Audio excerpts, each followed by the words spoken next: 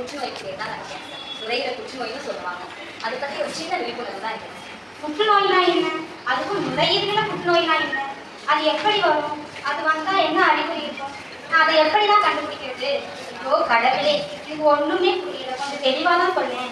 இப்போ சொல்றேன் கேள்வி. புற்றுநோய் என்பது சில மரபணுவை சார்ந்தது, சில சுற்றுச்சூழல் பாதிப்புகளை சார்ந்தது, சில நம்ம பழக்க வழக்கங்களை சார்ந்தது. ஐயோ கடவுளே, எனக்கு மறுபடியும் புரியல. பொறுமையா இருப்பா, நான் சொல்றதை மட்டும் கேளு. நுரையீரல் புற்றுநோய் நம்ம சுவாசிக்கும் காற்று மாசுபடுதல்னாலே வரும். நம்ம பழக்க வழக்கமான புகைப்பிடித்தல், போதை பழக்கங்கள், இன்னும் அநேக காரியங்கள்னால இந்த புற்றுநோய் ஏற்படுது. ஓகேப்பா, நான் எப்படி வரும்னு கேட்டு ஆனா நான் எப்படி கண்டுபிடிக்கிறது? அதுவா, நம்ம உடல்ல நிறைய மாற்றங்கள் ஏற்படும். உடல் எடை குறையும், அதுக்கப்புறம் இருமல் இருக்கும், இருமலோட சேர்ந்து ரத்தமும் வரும். நம்மளுடைய உடல்ல அநேக வலிகள் இருக்கும். இந்த மாதிரி நிறைய காரியங்கள் நமக்கு அறிகுறிகளாக தெரியும். ஓ அப்படியா? எனக்கு இந்த மாதிரி ஏதாவது அறிகுறிகள் ஏதாவது இருக்கா? இல்லை இல்லை, எனக்கு இந்த மாதிரி எந்த ஒரு அறிகுறியும் இல்லை. ஆனா கேந்திர வந்தவங்களுக்கு என்னதான் வழி? சிகிச்சையா? இப்படி மொட்டையை சொன்னா எனக்கு எப்படி புரியும்? பொறுப்பா பொறு, நான் சொல்றதுக்குள்ள நீ பேசிட்டே இருந்தா எப்படி? ஓகே ஓகே, இனிமே நான் பேச மாட்டேன்.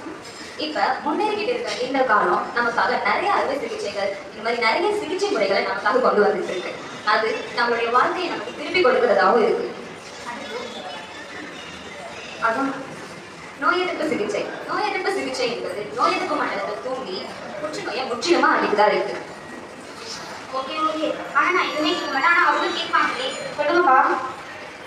கீமோதெரபி மருந்துகள் செலுத்தி விரைவாக எண்ணிக்கையில் அதிகமாகும் புற்றுநோய் செல்களையும் விரைவாக கொள்ளுது. அடுத்து அறுவை சிகிச்சை. அறுவை சிகிச்சையா? அப்ப எல்லாத்தையும் எடுத்துருவாங்களா? அப்படிலாம் ஒன்றும் இல்லப்பா.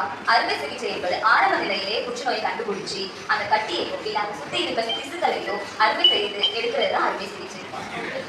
அடுத்து கதிர்வீச்சு சிகிச்சை. இந்த முறை கீமோதெரபி மற்றும் அறுவை சிகிச்சை செய்யும் போது இது பயன்படுத்தப்படுகிறது. இது புற்றுநோய் செல்கள் வளர்ச்சியையும் அது பரவுவதையும் தடுக்குது. இது மட்டும்தானா? இல்லை இன்னும் ஒரு சிகிச்சை இருக்குப்பா. என்ன சிகிச்சை? இலக்கு சிகிச்சை. குறிப்பிட்ட மரபணு மாற்றங்களை இது கொண்டிருக்கும். இது துல்லியமான மருந்துகள் பயன்படுத்தி கொள்ளப்படுது. இந்த மருந்துகள் புற்றுநோய் செல்கள் பரவுதல் மட்டுமல்லாமல் அது வருதலை தடுக்குது.